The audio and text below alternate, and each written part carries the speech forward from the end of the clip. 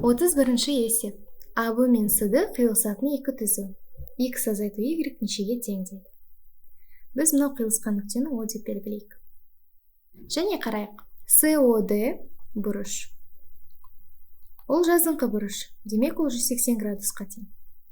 Ал бұрыш СОД осы жазыңқы бұрыш. Ол екі бұрыштың қосындысынан тұрады. ОА оны қиып тұрған сәуле деп қарайық. Онда бұрыш СОД ол екі бұрыштың қосындысынан тұрады. Ол бұрыш СОА немесе X деп белгіленіп тұр. Және плюс бұрыш АОД-ға. Яғни 180 градусымыз тең. Бұрыш СОА X деп белгілейміз, ал АОД 121 градус. Ендеше X-ті табу үшін 180-нен азайтамыз 121-ді. X тең 59 градус шығады.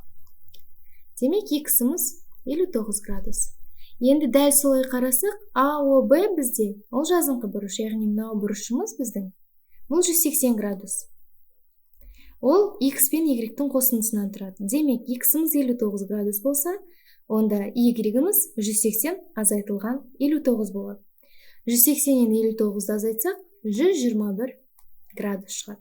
Ал бізге X азайту Y-ті табу керек. X азайту Y ол 121 азайтылған 59 тең 62 градусқа. Сонда нұсқалардың ішіндегі дұрысы А нұсқасы.